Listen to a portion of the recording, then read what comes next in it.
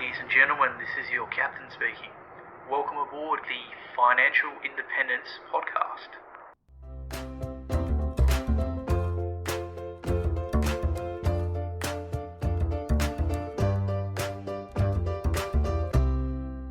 G'day, and welcome to another episode of Captain Fi, the Financial Independence Podcast, where I open the cockpit to some of the best and brightest in personal finance, as well as those who have reached or are on their way to financial independence. Before we get started, remember, nothing said here is financial advice, and you should always do your own independent research before making any financial choices. With that being said, I hope you enjoy the episode and learn something new.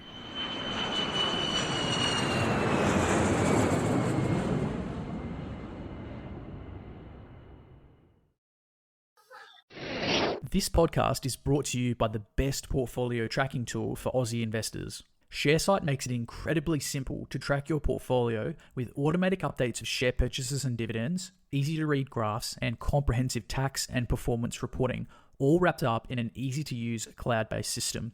For users with fewer than 10 holdings, it is completely free, and I even used the free version for years.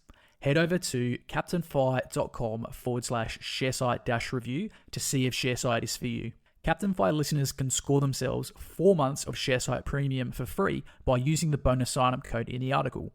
If you do ever decide to hold more than 10 stocks, be sure to use this code to get your first 4 months for free. Even if you do only plan to use the free version, using the code means if you ever do upgrade, you will still get your 4 months for free. Ditch the Excel spreadsheet and complete your tax with a click of a button by signing up today. That's captainfi.com/sharesite-review for your 4 free months.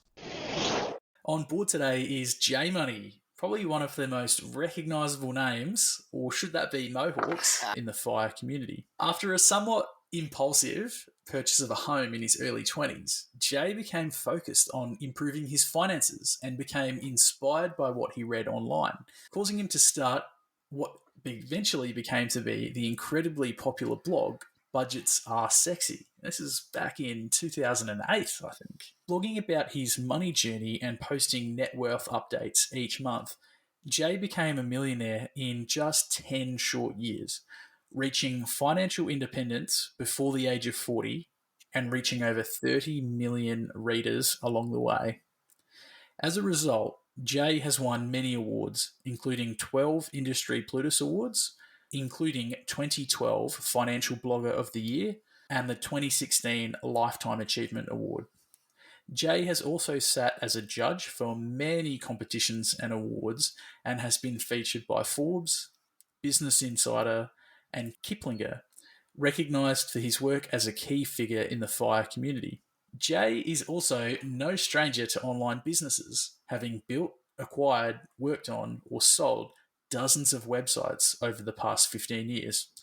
Projects Jay has worked on include his namesake blog, Budgets Are Sexy, as well as other popular sites such as Rockstar Finance, CoinThrill, Money Podcast, and Love Drop. Jay acts as an advisor to the Plutus Foundation, consults for several fintechs, mentors and coaches other bloggers, and Jay even brokers and coordinates online business sellouts. For his personal life, Jay is a loving husband to his wife and a father of 3 boys, and their family lives in Virginia in the USA. I suppose Jay and I share a few things in common. We both have ADHD, a passion for money, and enjoy dabbling on some online businesses in semi-retirement. So it's bloody awesome to connect and have him on the show. Jay, without further ado, welcome on the pod, mate, and thanks for your time today. How you going? Hey, hello. Thanks for having me on. It's always interesting hearing the history of you because, like, you lived through it and it takes so much work and effort and all along, but when it's condensed into a short period, you're like, oh, actually, it looks pretty impressive. Well, I hope I got everything right, mate. Oh, yeah, dude. Yeah, man. It's been a wild adventure online, too. I'm all accidental, like entrepreneur stuff. I mean, I just stumbled across the blog world, I guess, 15 years ago now. It's just funny how life changes and, you know, what your passions are, money stuff, everything. It's just, I don't know. I love it. I love the not knowing what's going to happen in life type deal. Well, hey, that's been like a key thing that I've been trying to work on at the moment is I used to spend a lot of time like prepping for the future and trying to figure out all possible eventualities. Yeah. Maybe that had something to do with my job as an engineer and then later as a pilot, but focusing on just enjoying the ride and the journey rather than the destination, that's something that I'm really now trying to work on. Oh yeah. Jay, before we get stuck into the pod, mate, can you tell the listeners a little bit about yourself? So where you're from, hobbies, that kind of thing. Yeah. So my dad was in the military. He was a Marine, so we traveled around growing up.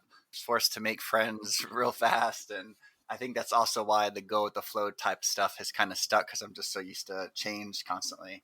But yeah, I went to college for graphic design, into collecting coins and learning about local history, and then stumbled across. Actually, I didn't even know what a blog was. I bought a house on a complete whim. My wife at the time, my fiance and I were looking for a place to live. We were looking for this 1 or 2 bedroom apartment. We took a wrong turn and we ended up at this like house for sale. And we called the number just out of curiosity. And that realtor was really good. Like hurried up, showed up, sold us on the house. No money down, no budget. And within 24 hours, we basically signed, I think, around $300,000 just on a whim. And everyone said, oh, it's the American dream. You get a house, picket fence, blah, blah, blah. And I kind of threw me into this world of, well, I better start paying attention to my money now. I went online to Google. I think I literally Googled how to budget.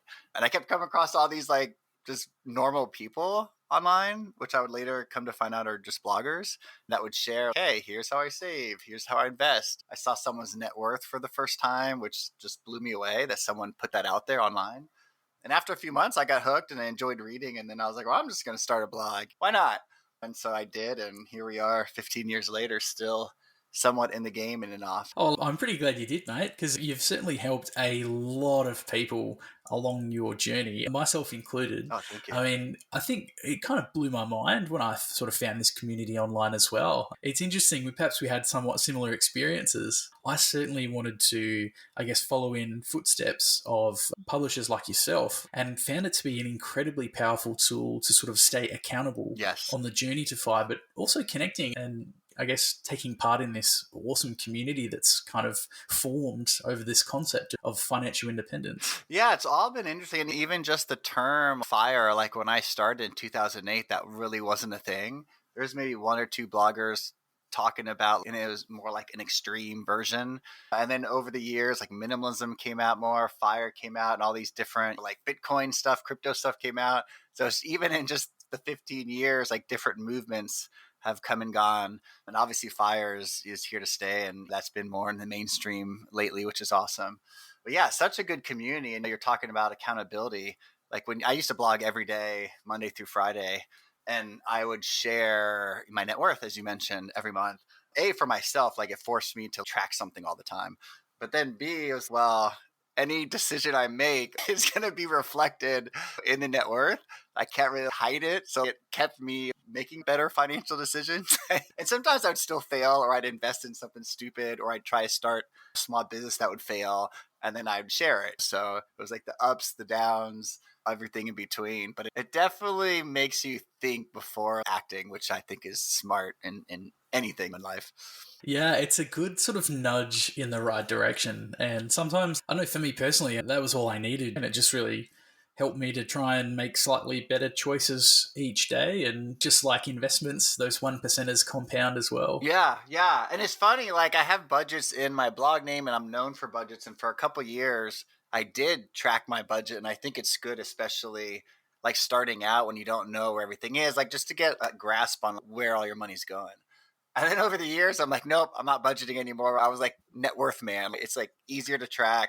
It covers all the bases. And then again, no matter what area you work on, debt, savings, investing, it all reflects in there. So it's kind of like a nice overall catch-all thing to track. Plus, it's just fun over years seeing the numbers change. Whereas a budget, like you're always down on yourself, or you go over, you go under. It's a lot harder, I think, for people to stick with. But again, in the beginning, do it after. It's not like you have to budget for the rest of your life for anyone that worries about that stuff.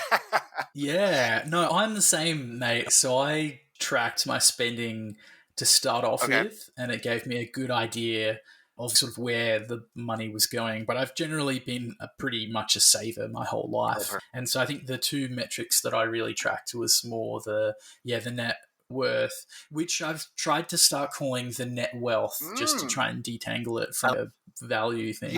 It's just like a subtle reminder. And then the other one is the savings rate, because that's another really powerful metric. But I mean, you may have gathered it from my blog. I probably took it a bit too far with the savings rate. That's awesome. Probably, I think whatever, being super frugal. Yeah, whatever's natural to you, and whatever number.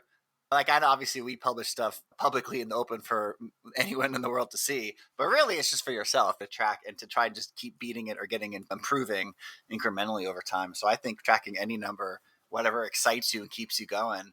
And that's like with anything too. I mean, some people are like, well, what's better, pay off my debt or invest or save? And I guess there's technically a factual mathematical answer, but we're not robots and we have emotions, and sometimes paying off debt just feels good. You're like, I just want to do it. And then others just, I'm so tired of it. I just want to invest. I don't want to wait 10 years to invest. So I'm always like, just whatever, like you're super excited about to do or to track, like just track it and enjoy it, because usually you tend to do better when you're enjoying it. And then you can change. That's the beauty about all this stuff. You could pay off debt one day, save the next day, go back and forth, or go back and forth every other year. I mean, you can do whatever you want. There's no like real rules, I guess. But yeah, I'm glad you're finding stuff to track that you enjoy. Yeah. When I reached financial independence and I finally left my flying role, I stopped tracking it as frequently, because I was doing the monthly net worth updates and everything. And then, so at the moment I'm just doing like quarterly updates or like a couple twice yearly, or if I'm lazy and forget. And I've kind of almost completely stopped tracking the savings rate, because it feels like maybe in a bit of an irrelevant term now, that sort of post-fire. Yeah, that's funny. I want to touch on something you mentioned just a moment ago, which was the lexicon in the community of FIRE. Yeah. And it means a little something different to everyone, right? So often we get told not everyone wants to retire early, but we all should aim to reach financial independence, or we have to if we want to retire. Yeah. But the RE seems to mean quite a lot to different people. It means different things to different people. So I'd be really interested to hear, what is your take on FIRE, and what does financial independence mean to you? Yeah, for me, I guess it goes back to just the word freedom, like you mentioned. Like for me, and I think for anyone, honestly, chasing FIRE or achieving it, like those types of people like are not just going to stop chasing something and just doing nothing all day with their time, right? You're usually a motivated person, or you have dreams or desires or something. You're just not going to be lazy. And I think we get a lot of flack. Oh, you're not retired. You're still blogging. You're not retired. You're still like volunteering, or you just started a new business. That's not retirement. And it's, well, we can do whatever we want. We're financially free. That's the point. Nope, can never do that again. And especially when all your life we're so used to trying to improve and to hit these goals. So you're not just going to stop goals after you quote retire. So so I hear you on the retirement part. But no, for me, it's like freedom. And I go back and forth of some months and years, I just want to hustle. And then others, I'm like, nope, I'm done. My kids are at this age. And so now my perfect lifestyle is just working 3 or 4 hours in the morning and then playing in the afternoon. Or I've been starting to volunteer more at a homeless shelter and like that. For whatever reason, I just love it. The fact that I can just go in and volunteer at any time I want. And it's not even paid. It costs me money to like volunteer. But like right now in this season, that makes me feel good. And then actually just recently, a friend of mine got a job at a board game company. And he's like, hey, like we want to do some community stuff and fun stuff. Would you want to work 5-10 hours a week and help us do fun stuff? I was like, yeah, sure. That's great. I don't know anything about board games. I play them every now and then. But it's just like a cool to be able to just pick and choose the stuff you want to do. And I get other offers too that I'm like, no, that doesn't fit in with my dream lifestyle. So to me, it's being able to choose what you want to do every day, and I guess be in control more or less, even though you really don't know what's going to hit you that day. Oh yeah, no, I feel that, man. It's like putting you back in the pilot seat and you've got command over like where your life is going. Yeah, absolutely, man. Hey, don't get me wrong, I used to love flying. I still love flying, but yeah, man, when you're sort of stuck on predetermined air routes and you've got an itinerary and it's pretty strict. I was just chatting to the guys behind Nomad Numbers earlier, and they're really champions of like slow travel. Oh yeah. And they were telling me about their slow travel and how they spend 3-4 months at a time sometimes. And I'm like, wow, that's amazing. I think I'd fly halfway around the world and we'd have takeaway and min crew rest and then fly home. Oh my And it was gosh. just like the complete opposite. I'd call that hyper fast travel. That's funny.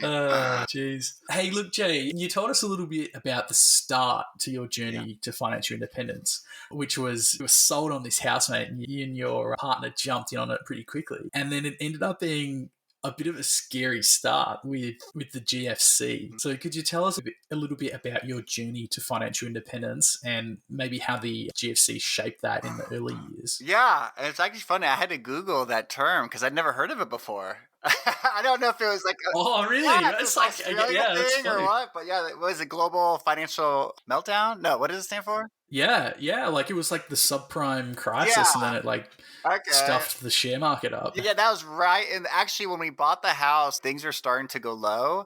And then it kind of went up a little bit in the Virginia, D.C. area. And it started to go low again. And that was part of the reasons why you got the house. Oh, man, it's like going low. It's never going to be this low again. And all our friends were buying houses and the whole own a house versus rent dilemma. I'm a renter at heart. I hate owning. At any rate, we did it because it was cheaper and everyone else was buying and we thought this is what adults do. But yeah, so then it really crashed. We bought in 2007, I want to say, the end of 2007. And so everything was going crazy. And we had a home equity line on there and that got frozen. And I was trying to do hacking stuff with saving money, which like the blog community was talking about that went backwards on me. And then job stuff. Fortunately, my job was pretty secure. And so I was able to afford the mortgage stuff, but everything around was crashing. And then I was starting the blog and that started to take off. And I was like, oh, it'd just be fun to be a full-time blogger. Is that a real job? Do people do that? I just didn't know. And then eventually, I want to say maybe 2 years into the journey of blogging and tracking my money and the blog, I did get laid off. And my first thought was like, great, I'm a full-time blogger just by default, which is fun until I realized when I had the blog and a job going, it was basically double income. Like my job, I said, hey, that's for all the bills and the important stuff. And then the blog was extra money for savings or for fun. Well, it dawned on me that if all I'm earning is from the blog, then I don't have extra money for savings. Like, I need to get it up to where I can support myself 100%. And then the blog wasn't nearly near that yet. And then I didn't have any extra for saving or investing or anything. And so then now this concept of the dream, work for yourself, screw the man. I'm like, wait a minute, now it's all on me. And not knowing much about entrepreneurship, I just didn't know where to go. And I stumbled across this community, or it's still in our community, but I didn't know that you could sell blogs and buy blogs. I just thought it was just your writing and you get paid by advertisements, right? Or whatever, or partnerships. But I didn't think about what happens when you're done. And a friend of mine was moving overseas, couldn't do the blog, and kept begging me to buy it. I'm like, I can't buy it. He's like, it's a business. It makes income. It has expenses. I think he had writers that he paid. And he said, look, just buy it. And I think it was valued at the time, I want to say 15,000. And he said, look, 5,000, just take it. And I said, okay, I took the gamble. Didn't know anything about running other people's sites. But I'm like, oh man, now I have double the real estate to advertise on, right? So if an advertiser came to Budgets Are Sexy, I could say, hey, I have another site. If you advertise across both, I'll give you a discount. And then I'm like, wait a minute, what if I had more online real estate, right? So I went down the next 2 years of buying up blogs, and I think I had about 12 or 13 at the max. I only wrote and cared for the most mine, Budgets Are Sexy, but the others were generating income. And eventually I was able to replace my old job and then have extra for savings and stuff. But that really like expanded my mind. Wait a minute, a blog doesn't necessarily just have to be a blog. There's all these business components, and you learn about advertising, you learn about running a business and hiring people and all this kind of good stuff. So that was the first section of my online world and starting to really make money and track it. And remember, everything's crashing and burning, but I'm still investing because I'm hardcore into, hey, like everything's low. It's super cheap, right? Buy, buy, buy, buy, buy. So that I got super lucky when most of my money was going into investments as the market was crashing. And then as we all know, it all came back around. And so that money that I put in just started to compound like crazy for the next 6 or 7 years. And I know lately it's a little wonky, but that really catapulted my finances. and started giving me more confidence. Okay, I have kids now. I didn't when I started. I want to spend more time with them. I'm hustling. I'm working like 60 hours a week. That's way too much. I can't even enjoy my life because I have a million blogs. And so eventually I said, well, I don't want to own a million blogs. I just want to own mine again. So I reversed and I started selling off all the sites, which gave you a chunk of money, but then I lost all the cash flow. And then I was back down to just mine. And then I created Rockstar Finance, which made just a little money. But yeah, so I went through this evolution and then I figured out like, all right, I need to make all the money from my blog only. So I need to change there. And so every couple of years throughout my 15 years, it's been gradually just changing and figuring out based on lifestyle. At first, no kids, hustle mentality. I don't need a life. I just want to build and make money. And I want to be a millionaire. That was like the goal, right? And then over time, it was like, well, I'd rather just enjoy my life. Like I need the money, but doesn't necessarily mean like a million. And I think when I got around 300, 400,000 net worth, that felt to me like a lot of money. And I was like, I feel confident now.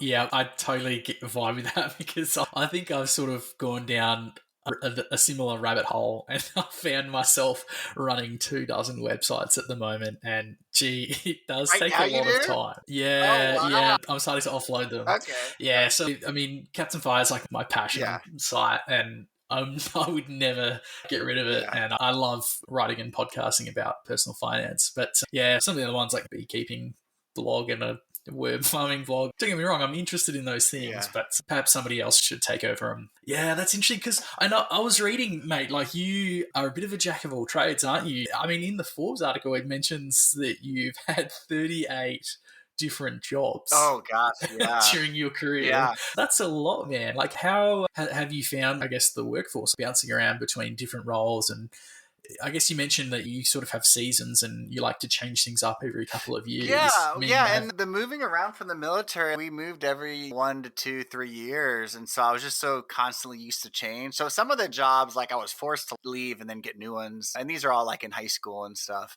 And then as I got older, I don't know. I would just work a job for a summer, then I'd go back to college, and then I'd stop and I'd get a new one at college. I'd leave, and I was always like dabbling in stuff. I guess I just love change, and with ADHD that we have, like just makes me feel good.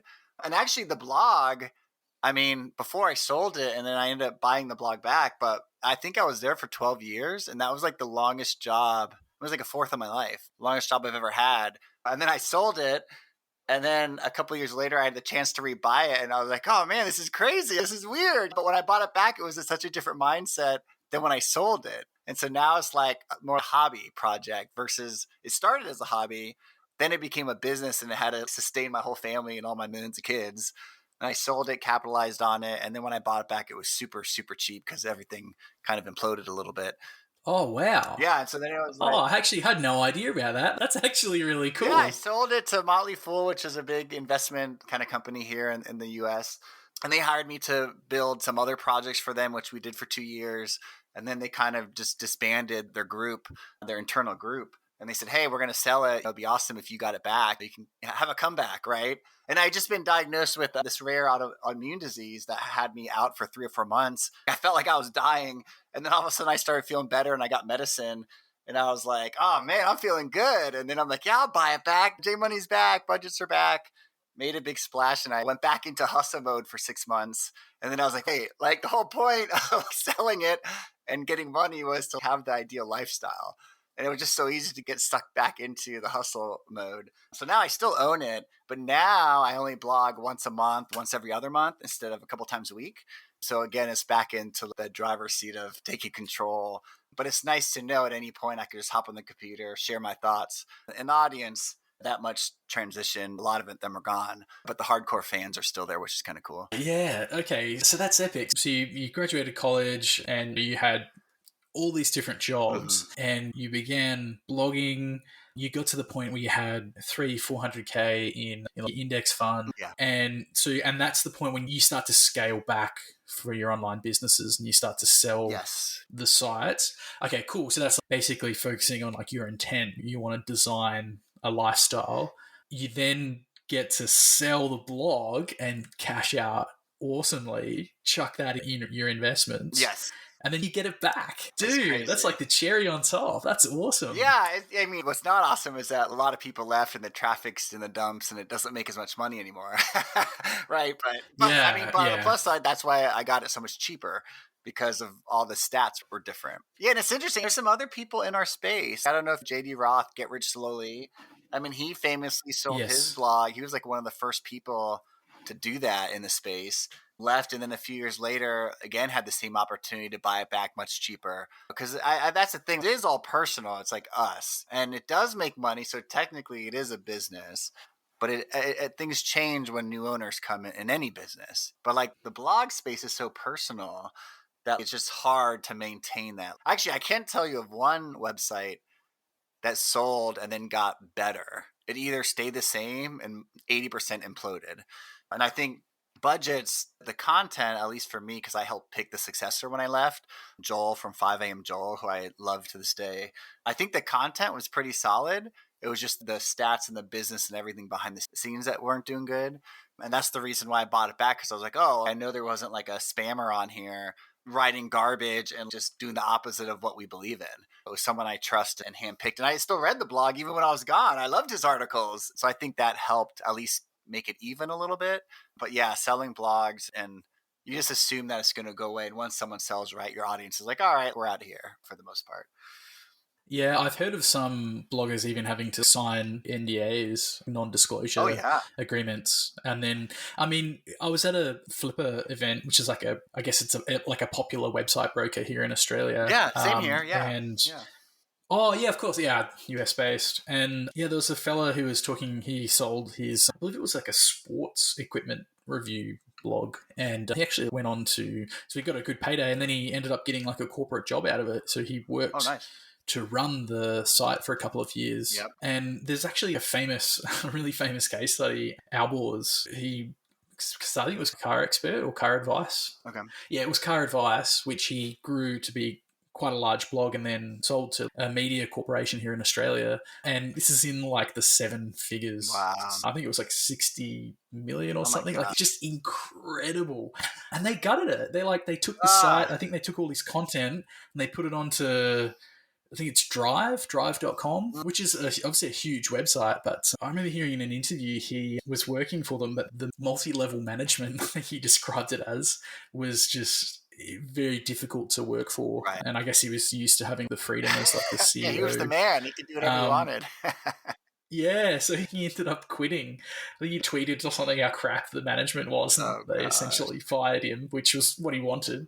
And yeah, he ended up just starting basically a similar website, and it's going awesome. I think it's carexpert.com. It's already massively popular, makes heaps of money. Yeah, on track to even eclipse what he was doing beforehand. Yeah, so he knew the SEO, knew the industry, had all the contacts. Really driven man, no pun intended. So yeah, there's definitely amazing things that can be achieved. So I guess want to unpack a little bit about the stuff that you did in an online business. Okay. So obviously you got really excited, just as I did, rushed out, started buying up and building blog. And you had some other quite big websites like Rockstar Finance, I think was a fairly popular one. Would you be able to talk us a little bit about how you built Rockstar Finance and why you decided to exit? Yeah. So that was interesting because as you do and all of us in the space or any space, we read articles on money. And I said, oh man, it'd be cool just to have a place where you just shared your favorite articles, right? Like, all right, I scammed 20 articles today. Here was 2 or 3 of my favorites. And so I just built a site like literally on curation, and it was just like, hey, every day I'll share you my 3 favorite articles. And they're usually not the same type, not all savings or index funds. They're sorted. And that was it. That was like the whole point of the site. And a lot of people liked it because they're like, oh man, this is crazy because now I don't have to read. And I would track. I started with 20 blogs. Then I was like, well, if I want true curation, I should track every single financial blog in the world, right? Because that's true curation, is seeing everything and then picking the best from everything versus just 20. And so I ended up taking 4 or 5 hours every day just of reading and picking, not to mention running the whole site. But on the flip side, people are like, this is great. I don't have to scan everything. I could just go to your website every day. And it's biased, of course, but the 3 best articles of the day. And so that was great. And then what was accidental was that everyone that was featured on the site, they started getting traffic. So that was awesome. And then they were sharing it because, oh, check out Rockstar Finance. I'm featured on it today. And then they would tell their audience. So within a year, it exponentially grew fast because everyone was sharing it. And every time someone did, like, it helped everyone else, right? So if you're a blogger on it, you get featured, you tell people, then they go see the other 2 articles for the day. And it became a really cool ecosystem. And then I'm like, well, I'm tracking all these blogs. I might as well just add a directory, right? Here's all the blogs I'm tracking. And hey, by the way, here's the waterfall. Here's all the feeds of all the, I think we went up to 1,200 blogs at the peak. Here's all the articles everyone's producing every single day, which was around 300 articles a day collectively. So you imagine like 300 new articles on money every day are getting published around the world, right? And then I would scan those and then pick my favorite 3. So accidentally, I started really having a good understanding of what everyone's doing everywhere in the world around money.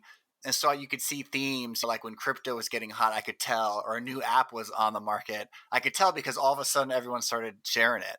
And then I was like, oh man, if I'm tracking everyone in the world, and to enter our database in the directory, like you give email and you fill out stats so that you can say, hey, I want to see all financial blogs in Australia from 20 to 30-year-olds, and then some other stuff. And then it would just narrow it down. So we really try to track a lot of demographics.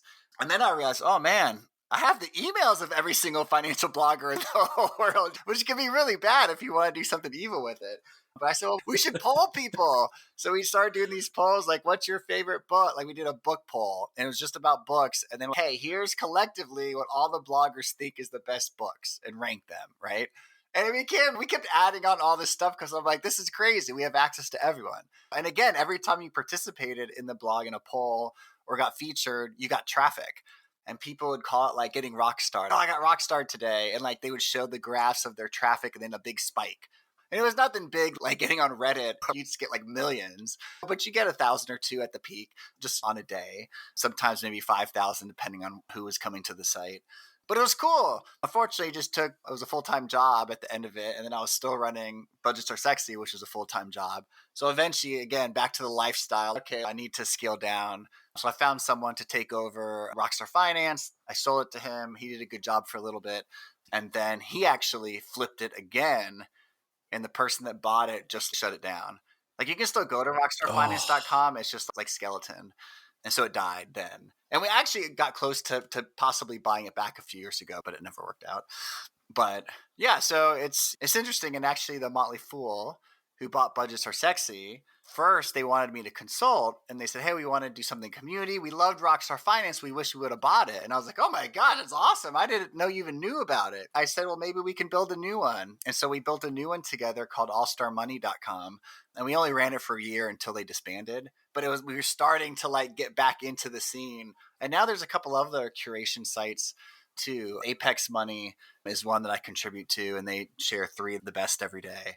So yeah, it was a simple concept. It was cool to see all the traffic circling around, and it was beautiful at the time. Oh, that's awesome, man. Oh, well, hopefully one day I hope to be Apex when I'm looking at my Google Analytics, mate. We got to get you in there. We got to pluck you in there.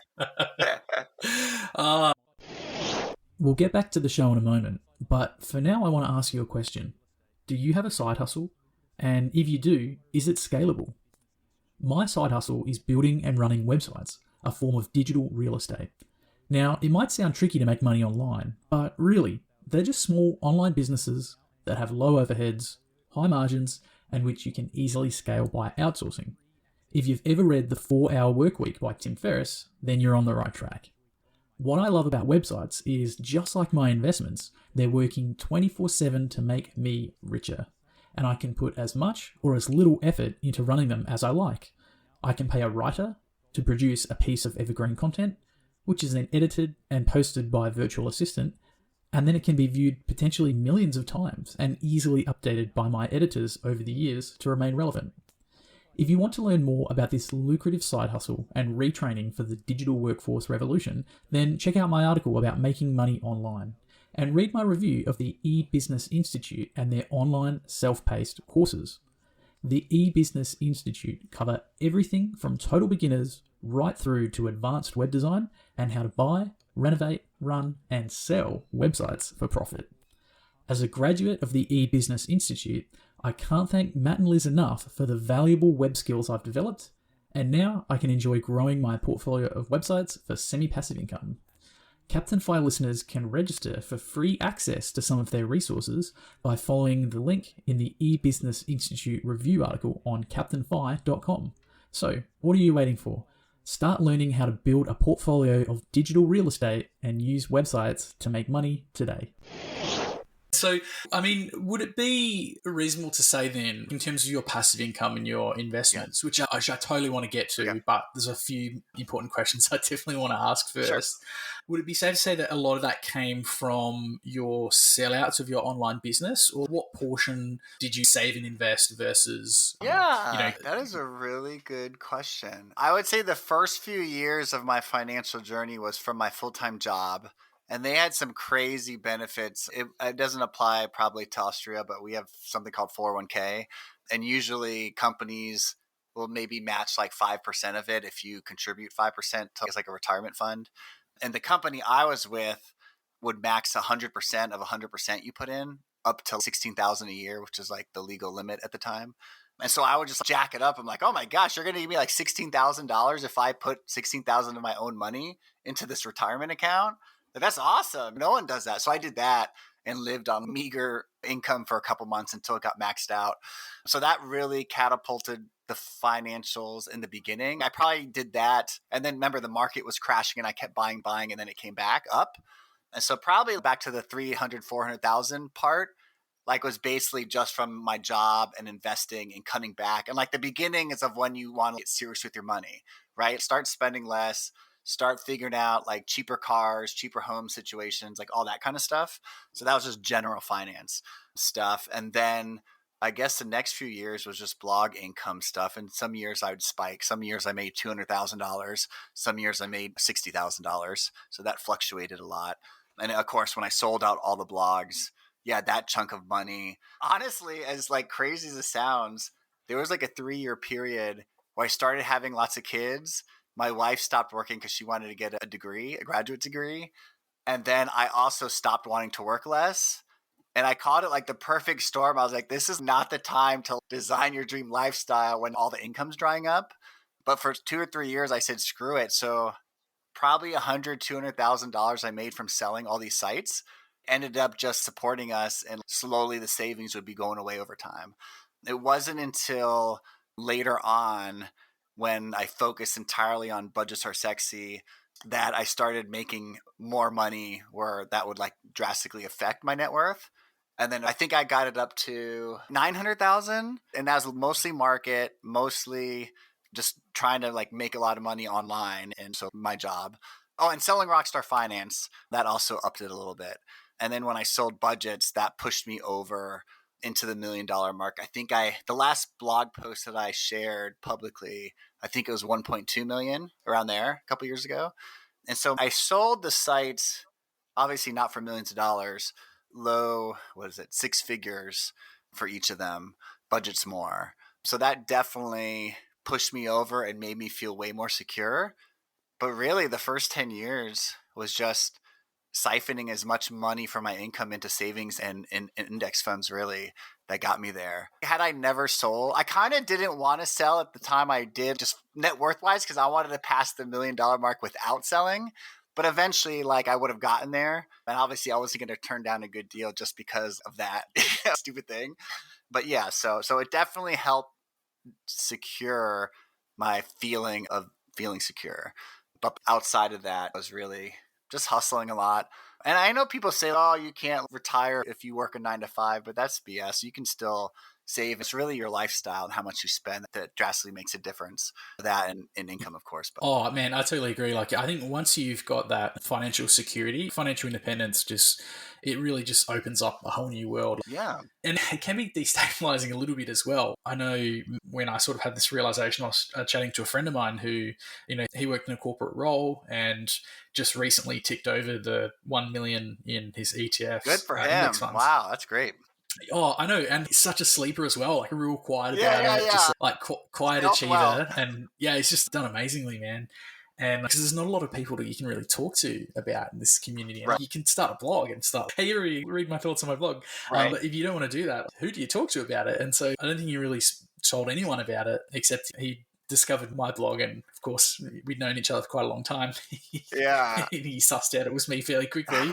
But yes, he just sort of said, oh, look, I've reached this 7-figure investment portfolio. And he said, it's kind of interesting now. Like when I frame decisions that I make, I'm no longer framing them around money and income. It's like now, well, it really forces you to think, well, what do I actually want out of life? And that can be kind of scary. Yeah. I certainly felt like I've been floating a bit this past 12 months of quote unquote semi-retirement. Yeah. I was looking after my mum for the first 6 months. Oh, wow. And after she passed, just definitely felt a bit lost. So I've done a bit of traveling and sort of now getting back into the website stuff. Yeah.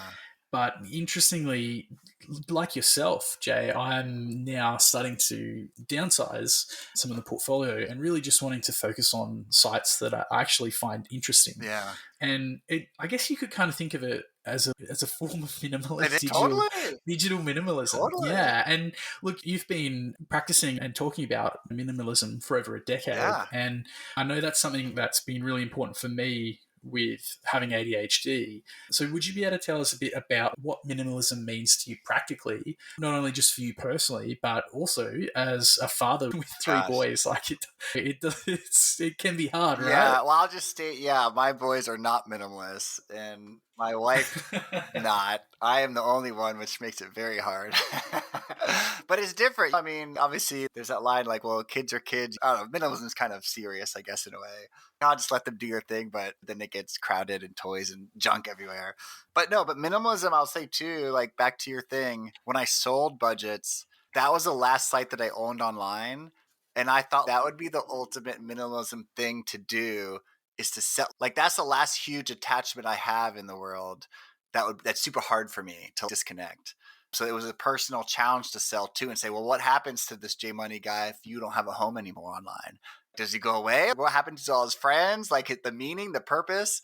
And then when I sold, I had a contract to continue writing it for a little while. I think I wrote for maybe 7 or 8 more months. And so it was really weird selling and then still being there and writing. And I realized, which is very minimal, you can enjoy stuff, but you don't need to own it, right? I was still enjoying the blog. It was still me. It was still my fans. It was still my friends, but I didn't own it anymore. And then with that ownership, obviously, I didn't have to worry if the site crashed. I didn't have to do marketing. I didn't have to do deals and worry about the income. Didn't have to worry about traffic. I didn't have to worry about anything. All I had to do was like the one thing that I wanted to do from the beginning was just write about money and talk about money. And then that goes back to the house, right? Like when I bought the house all those years ago, which catapulted me into learning about all this stuff, I thought that's what you did and that's what everyone does. But I'm like, wait a minute, I don't like staying in one spot for lots of years. I don't want to, if something breaks, have to fix it myself or pay someone to fix it. I got really stressed out. It wasn't for me. And especially when you don't have much money starting out in your life, like it's just stressful. And I realized that I was much less stressed renting. And eventually we did go back to renting for a few years. And I loved it. And I have 3 kids and I have a wife, and home ownership, I think, meant more to them nowadays. So we bought again. We sold that years later. And the house that I'm talking to you in right now, we bought. And I don't like it as much. But financially, things are better off. So now that worry of like when things break, it sucks, but it's not like going to kill me anymore. And so I think there's different stages of ownership. Anyways, back to your minimalism stuff. Yeah, I think for me, it's like figuring out what brings you joy. Like the stuff you can do, again, like, you know, just that you don't have to own all these things. Someone told me the other day, like someone bought a boat. And someone's like, the best day you buy a boat, the most exciting is the day you buy it and then you sell it, because I don't have to deal with anything anymore. And then also your friends always love it when you buy stuff like that, boats, cars, trampolines, like whatever it is, because you get to enjoy it. Pools. We know someone has a pool. They're like, come over anytime. This is awesome. I'd love to have a pool like that, but I don't want to maintain it and pay for it. So it's so much cooler to go over to your friend's pool than having one yourself, right? But that's like the minimalism stuff, like the less stuff you own and care for. With money, you're free. You're free in the mind. So now, like in my mind, I feel like my only attachments are like my kids and my wife. The house we own, but I don't care. Again, like I'd rather go back to renting. And I collect coins and I collect some physical stuff that just brings me joy. But there's some coins I bought a coin last year and I enjoyed it. And I'm like, okay, let's pass it on to someone else. Let's trade it or sell it. So I would do that and I'd pick up a new coin and enjoy it and pass it along. So it's kind of like temporary ownership of things, which I like. And then ultimately, right, we're all going to die. Everything is temporary in this life, whether you quote own it or don't. But the mindset really, I don't collect as much stuff in general. When I make decisions like the site, like even right now, I bought Budgets for Sexy back, and there is a little part of my minimalism brain that does not like owning it. And I'm like, oh, I feel like I have another attachment, even though it brings me joy. But so you're always kind of over the years trying to figure out the happy medium. But it's good. It's helped my brain make decisions faster and figure out how I operate, even if it's ridiculous sounding or not. There's something like for me too, when I buy, let's say a shirt or a pair of jeans, if it doesn't fit me or I don't get excited to wear it, even if I literally just bought it, I will turn around and go right to return it. Or if I can't return it because like I bought it at a thrift store, I'll the next day just donate it back to the thrift store. It won't hang in my closet and irritate me or be on my floor. Like it's just out the door as soon as I know I don't want it anymore. And I do that with a lot of stuff. Whenever I buy something, okay, I bought something. Do you have a backup plan for it? What are you going to do with it if it breaks or you don't like it anymore? Like, where's it going to go? So I think half of the problem a lot of people have is they get stuff into their house, but it takes a lot longer to get it out of the house when it's time. And so that's like what I'm really trying to be better about is getting it out faster when I know it shouldn't be in my hands anymore. Yeah, that reminds me. What's that Latin saying? Memento mori. Oh, yeah. In Memento Mori, we will all die. And actually, I think it's, what you just said, that all possessions are temporary. It's actually pretty profound, right? I think, my partner and I, we have a relatively small place, and I think we have a similar mindset to you about, one, we've got a limited space, and so if we do want to enjoy something, like, we'll use it, and when it's no longer serving us, we'll sort of pass it on. Yeah. I used to be like really anal about having to like sell everything and try and never lose money, but I'm starting to like just give things away a bit more now, because I'm learning that sometimes it just sort of takes a long time to sell stuff, and maybe there's someone in need, so just pass it on. Well, and that's because your money stuff, right? You've secured your money where like that extra $50, it doesn't really matter that much, so you're more free. It's not going to change the needle. And then the other person gets blessed because they didn't pay for it, right? And so it's like you have all this goodwill you're passing around to people, which feels good too. Yeah, I definitely recommend that anyone checks out their like local buy nothing or buy sell swap Facebook group. There's some awesome ones where you pretty much just like thrifting, rather than sort of dropping it off at an op shop or a charity, you can literally just post it. And some of the stories are great. Like I was reading an article, like someone picked up a cheesecake. Oh my god! Buy nothing group. And it's like, oh, that's awesome. That's and you said earlier about like the boat thing. It's funny. I've got a close mate and he loves his toys. He's got like the jet ski, the boats. Right. He just bought a Mustang. And look, I personally wouldn't buy him, but it's a lot of fun living vicariously through him.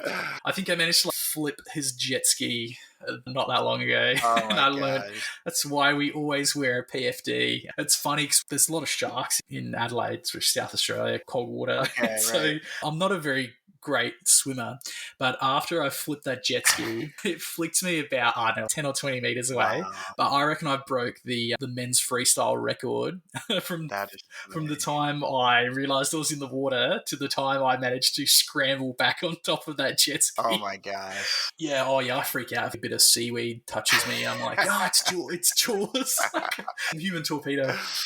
Mate, so look, the other thing we touched on before is the medical stuff. Yeah. And you mentioned about being diagnosed with an autoimmune disease. And I know just how debilitating they can be. So I've had close family members struggle with autoimmune diseases, and also having ADHD can actually, like, these medical things can really impact someone's journey to financial independence. And for a lot of people, like, some disabilities can like pretty much completely rule out the possibility of building wealth and reaching, say, FIRE. I'd love to listen to your reflection on maybe how the medical conditions that you've had have impacted your personal journey to FIRE and how they impact your family. Yeah, the ADHD stuff, going back to what I said before, like going with the flow and just doing stuff that excites you in the moment. Like, even I want to pay down debt right now, or I want to invest or save right now. That's definitely kept it like where I can actually follow through because it's only temporary because I know my brain's going to want to do something else later.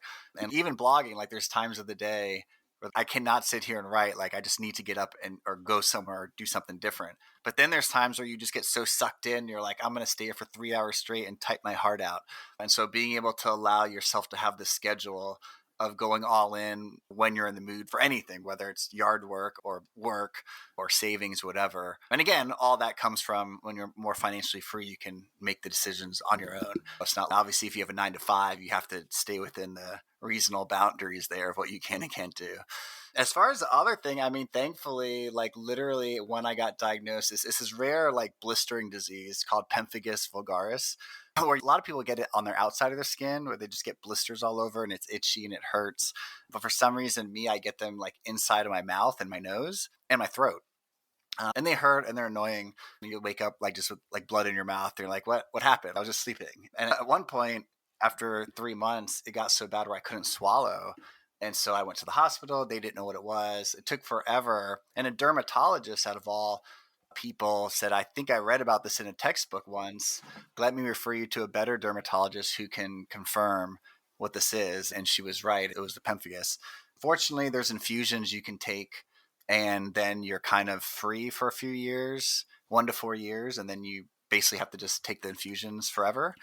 I did one of them and it was pretty good. And then 6 months later, it came back. So it did not last the 4 years. So I did another one 2 months ago. And so far, so good. But two things. One, when you're feeling like just crappy and you feel like death, the last thing you want to do is work. Time, like if this happened to me when I started my hustling and was self-employed for the first time, I would have been screwed or at least delayed. Fortunately for me, it happened after I've already had savings, after I sold the blog, and it was right before I had the opportunity to buy it back. So there was like 3 months where I literally had nothing to do. And then I got sick and then I just did nothing for 3 or 4 months. And I was like, I guess like the saddest I've been in my life, which most people who know me, I don't get sad that often. And I'm usually pretty positive, but I've never experienced anything like that before. So I have like tons of empathy now for people. And now I'm learning like almost everyone has some sort of disease or issue health wise. And so even though this one I have is really rare, we all have something, or most people have something. Yeah, and it's hard, isn't it? Because you never really know what's going on in someone's life unless they open up to you. Yeah, that's it. Yeah, and especially mean and rude people and just like dickheads out there. Like now I say they probably have a disease and this is their way of coping. That's what I try to tell myself, even though it still pisses me off. Like when they cut you off in the lane or whatever. Usually when people cuts me off driving, I think, oh, they must be going to the hospital. Like I try to have some spin that like makes sense of their like meanness, their rudeness. But yeah. It's so infuriating. I experimented a lot with my commute. Like I used to sometimes ride my bike. Oh, nice. And I got really excited about riding my e-bike to the airport. Oh, wow. It was a bit impractical sometimes if you were going on an international trip. Can't really carry a suitcase with me. But yeah, I guess I still do get really frustrated driving when people are really slow or if they're like really tailgating you or something or cut you off. And so I'm like, okay, deep breath. Just got to use this as an opportunity That's right. to practice my calmness. I mean, I choose not to get angry. Yeah. Even before I came on this podcast, remember, I was a little late because there was an accident that happened 2 cars in front of me.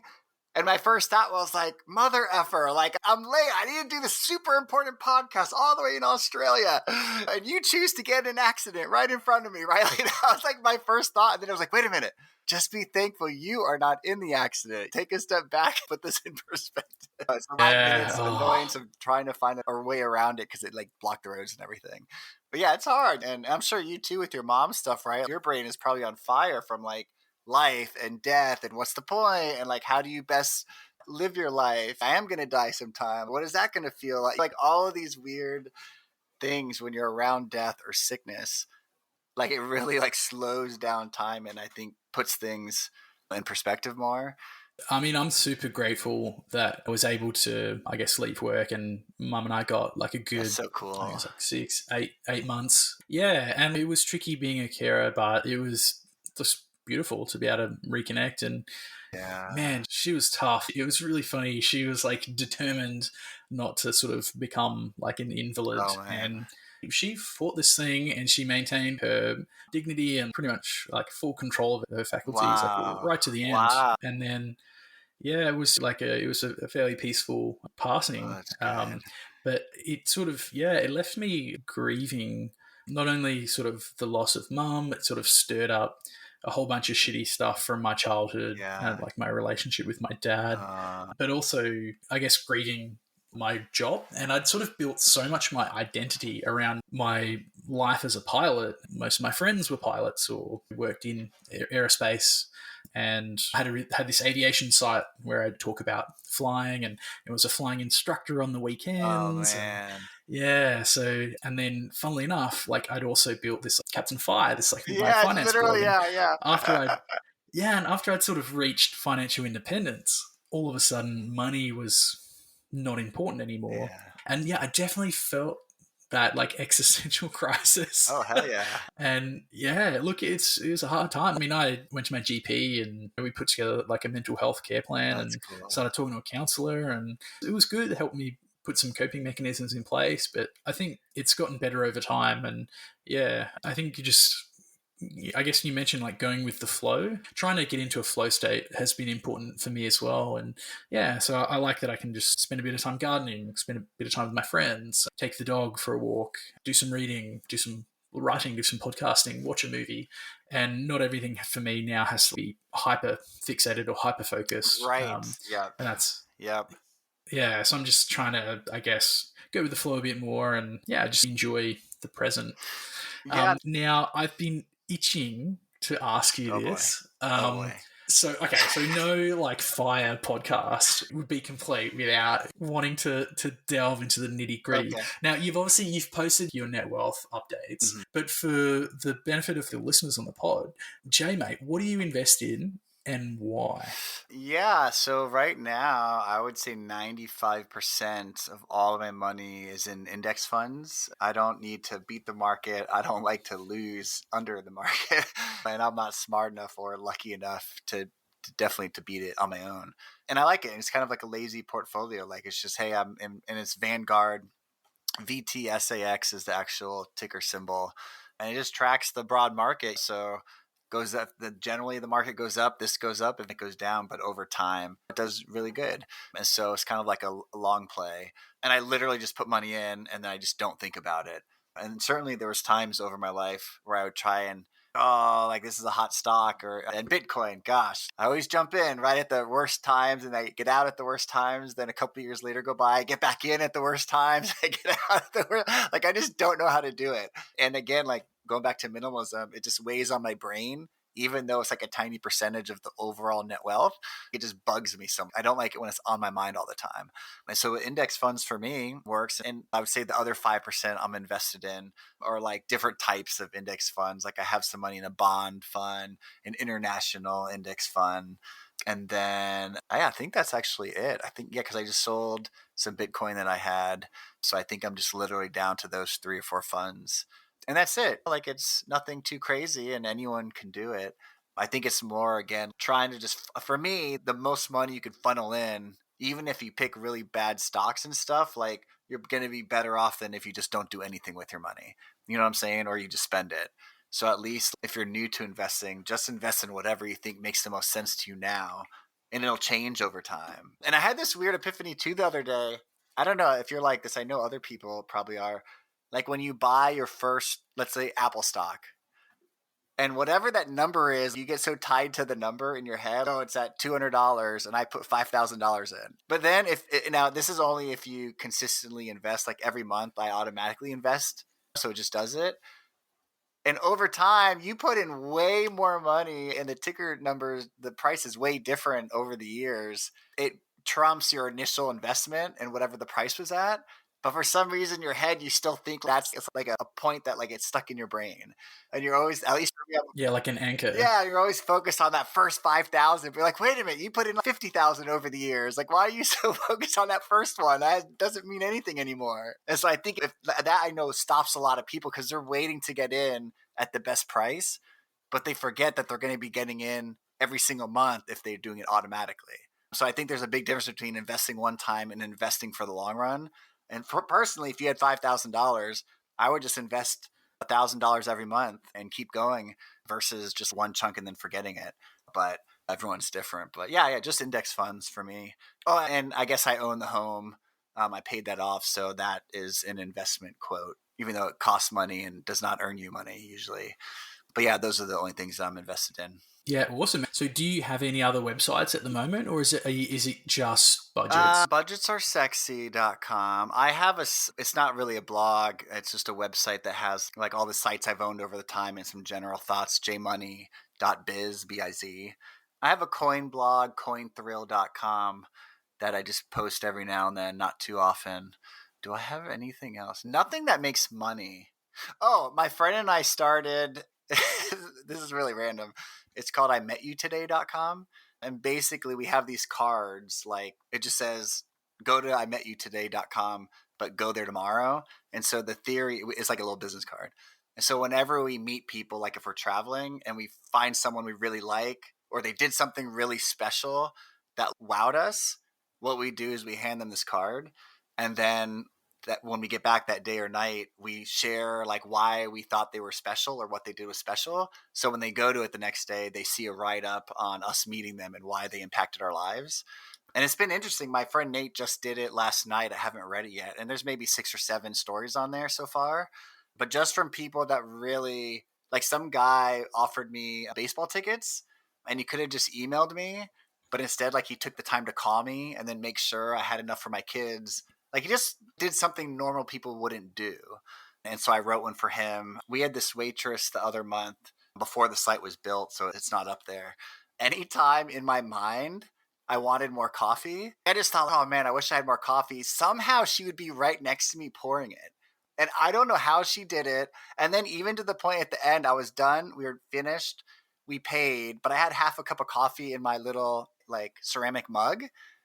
And I never thought that you could take coffee to go. I just thought if it's in a mug, like in a cup. And she came and she said, do you want your coffee to go? And I was like, what? She said, yeah, I'll just get you a different cup that you can take with you. And that blew my mind. I don't know why. It made me so happy. The stupidest little thing. And so had the site been up, then I would have given her a card and wrote like how awesome, like the best waitress in my whole life she was. And so, yeah, so stuff like that. So I dabble in random little sites, but the only one that's quote big enough and makes a little money is budgetsaresexy.com. Ah, that's awesome. Hey, it reminds me, like I read the Ichigo Ichi book, and it's like a Japanese saying for like when you've had an unforgettable meeting and it's like likely that you won't have that again. Oh. There's this term for it, which is Ichigo Ichi, which is like I guess a term of respect that you'd say to someone after you've had an unforgettable experience. And so so that's the site. You've pretty much got a site about Ichigo Ichi. Cool. That's really cool. I'll have to look that up. I've never heard of that before. Yeah, there's a small book. Actually, I saw it. I was traveling and it was at an airport. Yeah. And probably shouldn't have bought it, but I did. And it was a quite interesting read. But yeah, I'll send you a link to it when we finish put it in your show notes. So, you can put it on your Oh, yes, will do. Because I've got this huge reading list. I went on this like mad craze where I kind of polled everyone similar to what you did, but I just did it on social media. And then I've always had quite a long reading list, but I was like, now that I'm retired, I'm going to get stuck into reading more. So I've got about 180 books on my to-read list. And I went through this phase where I was like devouring books, and I must have read like 30 books in quick succession, but I've slowed down quite a bit now that we're not traveling. Traveling is good for that. But yeah. So Jay, when you were on your path to FIRE, were you working towards a particular goal? Did you have a FIRE number that you were working towards, or like a particular savings rate that you wanted to achieve? Never savings rate. I was never good at tracking that, and my stuff kept changing where it didn't make sense. At one point, like I did the whole 4% backwards thing. Like, what do you expect to spend in a year, and then multiply it by 25, and that's quote like a safe number to retire kind of thing. And when I did that at the time, it was like 6 or 7 years ago. I want to say it was like 1.5 million I needed based on that lifestyle. And that's the tricky part, right? Like your lifestyle changes. Well, I guess if you're like having kids and stuff, right? But then your interests change. Like I had different jobs. There's like 38 of them over my life, right? And I quickly realized that there's no point in me doing it because everything keeps changing. And then when I got sick last year, I was like, oh gosh, like none of that matters anymore, right? Like I would pay all my money just to feel better, or just for someone to tell me like what the heck I have, because that's the worst thing about disease, is just not knowing what's going on. And so no, I don't really have a number anymore. But the feelings I have, again, like when I hit around 400,000, that was like my first strong feeling, like, wow, I feel secure. Hitting the million was nice just to see, because I always wanted to do it. Right. And when I started the blog 15 years ago, I thought it'd be sexy to say you're a millionaire. Now, like that whole like, oh, I'm so cool, screw the man, like rockstar lifestyle, right? That doesn't apply to me anymore. I'm older, I have kids, and I'm more into the lifestyle now. Hey, you got to rock I the still have the motor. rope. 20 years strong, man. Yeah. I love it. So, yeah. No, now I don't even remember what we were talking about. You threw me with that Mohawk thing. So we were just talking about fire numbers, Oh, right. but I guess it leads me perfectly to the next one, which was, how did you know it was time to quote unquote fire and pull the trigger and actually do it? Yeah, it's interesting. I don't even know if, I mean, I guess like when I got sick, I stopped working for a few months. And then I guess I didn't go back to look for a job. And my wife has a job now. It's like she went through grad school and she has a job that's secure. It pays well. It has health insurance, thank God, because as bloggers and online people, you don't have that. By the way, my infusions are 20,000 a piece, and I have to do 2 of them in clumps. So without insurance, it would have been about $43,000. And so insurance, I think I ended up paying around 2,000 or 1,600 instead of 40,000. So insurance definitely makes a big difference, obviously. And if you would have told me, I'd be like, I'm fine going without insurance for a year or two. Nothing's going to happen to me.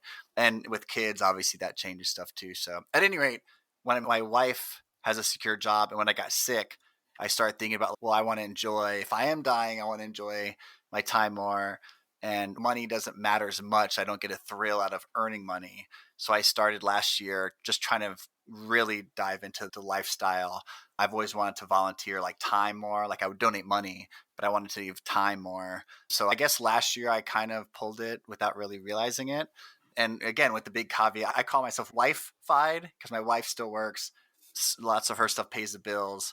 So we don't need to take from the investments that we have. When you retire, right, in theory, you're not making money. You're starting to pull from your nest egg. So I'm blessed that we don't have to pull from that. Her stuff covers a lot. And I do consulting on the side and help people buy, sell sites. So I make a few thousand here and there as well. But yeah, I would say just like getting sick, having sold my site, not owning anything really just made me say I don't want to rush into just a job to make money. What would happen if I don't do that? And we're now on a year in from me not looking for a job. I'm still here. I'm still alive. Investments or whatever they are. I ended up buying the site back because I wanted something to do for my brain and to put all my new energy into when I felt better. Talking to you on the podcast, right? That's cool. And yeah, so again, with everything else, I just go with the flow. And if for some reason we lose all our money tomorrow and I need to go get a full-time job again, I will. I'm not screw the man anymore. I'm just like, do whatever you need to do based on what you want out of life, right? So yeah, it's always go with the flow. Yeah, I love it, man. And so what does your sort of day-to-day life look like now, I guess, post-Wi-Fi? Yeah, well, over the years, like when I would say about 5 or 6 years ago, I read this book called Essentialism, and it really kind of said out of the whole like 80-20 thing, what is it? Spend whatever like that you get to the 80%, like all the 20% isn't that meaningful. And lots of people spend so much time on the 20%, but it's really getting 80% of it right with their time and stuff.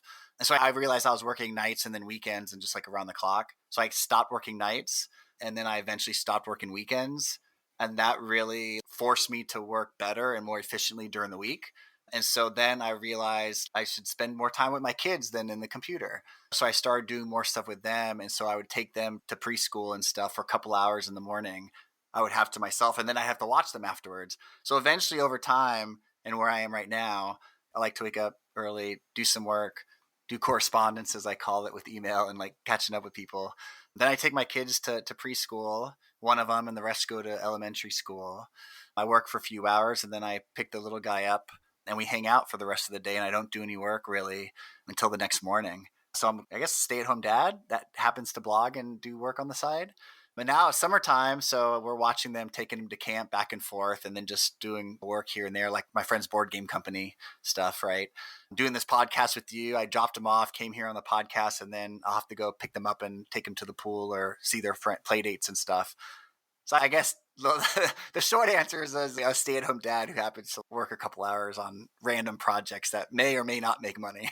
Yeah, that's awesome, man. Well, look, I think actually being a dad was like a huge part of my motivation for wanting to achieve FI and get more control over my life. And yeah, I'm really looking forward to when it does happen to being able to do that. And it's really inspiring to be able to hear stories of people like yourself that are doing it. And money isn't an issue for you guys. It's awesome. You can really spend that time with your sons. And it's sort of something that I've always really wanted to do because it's sort of something that I never really got as a kid myself. Oh, right. Yeah, that's crazy. So look, one of the things I like to do with all of the guests is, because I think it's important to suss out what they're reading and what they're listening to and where they're learning from, because I sort of picked this up fairly early on in my finance journey, is that if I can look at what successful people are doing and I can read what they're reading and listen to what they're listening to, it's really going to improve my education. So with that being said, and people hate these questions, right? Because it's hard to answer. I know where this is going. So look, so first up, books. All right. So there's so many awesome books out there, but I'd love to know a couple of like your personal favorites. Yeah, the first is Essentialism by Greg McKeown. That helped me. It's mainly for business and career, but I used it towards lifestyle as well, lifestyle design. That was a really good one. I read all of Derek Sivers' stuff. He had this site called CD Baby years ago that he sold for millions, and now is like just shares his thoughts on life and business and entrepreneurship. And he has a couple of different books, some around music, but the one I like the most is Hell Yeah or No. And he has a blog too. And this book is basically like when someone asks you to do something, like if it's not a hell yes, then like just don't do it. I mean, it's oversimplified, but that kind of helps me make decisions a little faster, especially when you're not forced to do it for money or for another reason. That helps with that. And then he has another one called How to Live. And that one, like I don't know, let's say there's 20 or 30 chapters, and they're really tiny books. Every chapter, which is 2 pages long, does some extreme way of living, live your life without touching money, or live your life in another country where you don't speak the language. Like it tries to convince you to live this whole random different life, which you obviously could never do all of them, but it makes you realize how different everything is around the world and how you can change it. And there's just so many ways to live. And he probably came out with this like in a weekend. Let's figure out all the craziest ways to live and put it in a book. So I like this stuff that like tries to mess with your mind and gets you to refocus on the parts that you want and then do that, take what you will kind of thing. So yeah, those are my favorite. And then actually one has nothing to do with finance. I just like it. The rapper Gucci Mane, he has a book, an autobiography out that I picked up just because it had a lot of bling on it. And it looked really good. I don't know anything about him. But for some reason, like for months, I just read it, I think 6 or 7 months ago. For some reason, I keep thinking about his life and like what he would do in certain situations. It's ridiculous because we're completely different, so far apart. But for some reason, the book stuck with me. And so that's the only reason I mention it. If you happen to like rap music or you just like people overcoming struggles, like it's a really interesting book that's not what we're used to usually. Yeah, it's interesting sometimes to see like the flip side. Sometimes we can get so bogged down in, I guess, the dogma of like personal finance. And it's interesting to see people on the other side. And I mean, I don't know who Gucci Mane is, sorry, but I mean, Gucci's like what's a luxury brand, right? So I'm guessing it's like one of these rappers that maybe installed $1 million diamond into his forehead or something. You're very close. I mean, I'd rather install $1 billion index fund portfolio, but I'm just taking the piss now. But I will check it out actually because you have piqued my interest. What about podcasts, mate? Do you listen to like podcasts or audio books? No, or anything like I don't listen to podcasts. When my youngest was a baby, and I had like up 2, 3 in the morning and rocking him to sleep for an hour, I'd listen to podcasts. That was like I don't know, 5 or 6 years ago. So I haven't listened to any really. I don't even listen to the ones I'm on. Or actually, I had with Paula Pant, Afford Anything. We had a show called The Money Show, and I did about 22 episodes or something like that with her, and then she went on with it. I left, and she rebranded it Afford Anything, which is probably in the top 10 finance or close to it. Like it's super popular, but I didn't even listen to that one. I'm just not a consumer of it. And I don't really exercise, like go for runs. So I don't do that. And then I'm just so busy with kids. I haven't found a way to do it while I'm doing other things, I guess. Maybe like my brain doesn't work that way, but no. But I do know that like people get a lot out of them and they're super helpful, which is cool. Yeah, I like Paula's show, and I think I'm gonna have to go back. Go to the beginning. I've only listened to the later one, so I got the penultimate evil question, and this is a generic one, mate. So if you could distill your advice down into 3 main points for someone pursuing financial independence, what would you tell them? The first I would tell them is to track your net worth, or now I'm going to start saying wealth, probably because you're saying it now. It's getting stuck in my head. That's the first thing I would do. If you have to track anything, just track that. Keep you accountable. I would say figure out what lifestyle you want to live. And it could be anything from I want to travel around the world and work or whatever it is. Or like me, like I just want to work 3 hours in the morning and then have the rest of the time free. That's my ideal lifestyle. Like figure out what that is and then slowly kind of work backwards. So for me, I was working 60, 70 hours a week, stopped working nights, stopped working weekends, and then you're down to the core. And then over time, chopping that in half. Because a lot of people think, I have to, once I hit fire, then I could do XYZ. But that's not true. A lot of the XYZ you can do while you're on that journey. You obviously can't do it full time, but you can start working on it. And you might even find some of the things you thought you want to do, you don't, especially if fire's far away from now. So anyways, figuring out your lifestyle and then working backwards to add some of that to your daily life, I think is good. And then third, and this I'm biased and I've already said it, but just doing like what like you feel good about doing, what you just really want to do. I really want to pay down debt, or I really want to volunteer, or just like really want to go see my friend, drive across a couple of states and see my friend. Like whatever it is, like you always perform better and you're at like your peak, your peak version of yourself. I think when you're just like in the mood and you want to do it like right now. And obviously you can't always do that if you have responsibilities and jobs and stuff, but you can probably do it sooner than you actually think. And even with work, if you can somehow craft your own way, like even if you have a 9 to 5, if you have bandwidth to work like when you know you're going to be peak, like for me, the mornings and with coffee, I'm just so efficient and it just feels so good. I could do more in 3 hours and 6 hours in the evening with no coffee. You know what I'm saying? So figuring out these little things about yourself and then trying to schedule your whole life around it, which never works all the way. And some people get irritated. I'll only do podcasts in the afternoon and some people record in the morning, right? So then you have to decide if you want to do it or not. But anyways, there's really no rules to life besides like legal, moral ones, kind of. Like you can craft your lifestyle, even if it sounds ridiculous. You can do it and find a way to make it happen. Like I would go all in on yourself on that if you can. Love it, man. Yeah, do what feels good. Yeah, you can probably don't blow your money do it sooner than you think. Do crack all day. Don't do that, but within reason. As long as it's constructive. This money tip sponsored by Nike. Just do it. I gotta email Nike and get some advertising money from them. AI will know you're talking about it and serve up Nike ads if there's ads on the show. Oh, I tell you what, man, some of the phones are listening to me, man. Some of the ads I get served after conversations that I have in podcasts, man, I get some weird targeted ads. Oh man, that's funny. I feel bad though, because like marketers, they're gonna have a hard time trying to sell stuff to me.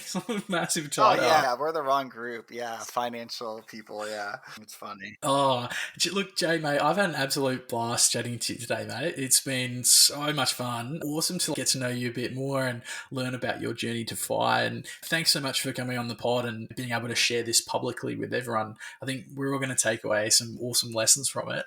But before we finish up, mate, is there anything else you'd like to mention? Oh, no. If I can ever help you with anything, just shoot me an email or go to jmoney.biz and you can see all my contact information there. You can DM me or tweet me or something. But no, this is fun, man. I have nothing to promote or sell or anything. Just going with the flow here with you. Just good vibes, man. Awesome. Well, look, I'll put those in the show notes. So if anyone wants to check it out, I highly recommend go and have a read of Budgets Are Sexy. Like I said, it's been around for a very long time, over 15 years now. There's some awesome stuff on there. Jay is just a wealth of knowledge, really fun guy, really high energy. So definitely check him out. And are you on Twitter as well? Oh yeah, at Budgets Are Sexy. Yep, that's my main social platform. Yeah, awesome, man. Well, again, thanks so much for coming on the show, mate. Hope you have an awesome rest of your day. Pick up your little one and find something fun to do this afternoon. Thank you, man. Thanks for having me. This is fun. I love talking about this stuff, and I'm sure my wife is happy that I'm not talking to her about it. Hey, man, if you're ever looking for a cool holiday destination, come on down to Australia, Australia's mate. always on Americans' list. It's always like the top 3.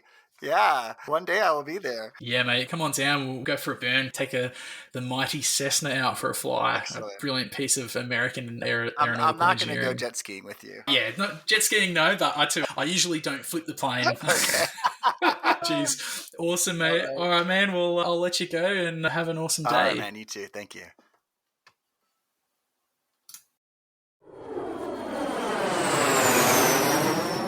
Thanks for listening to another episode of the Captain Fi Financial Independence Podcast. To read the transcripts or check out the show notes, head over to www.captainfi.com for all the details. If you have a question for the captain, make sure to get in touch. You might even make it on the airwaves. You can reach me online through the Captain Fi contact form or get in touch through the socials. I'm active on Facebook and Instagram, as well as a number of online finance and investing forums.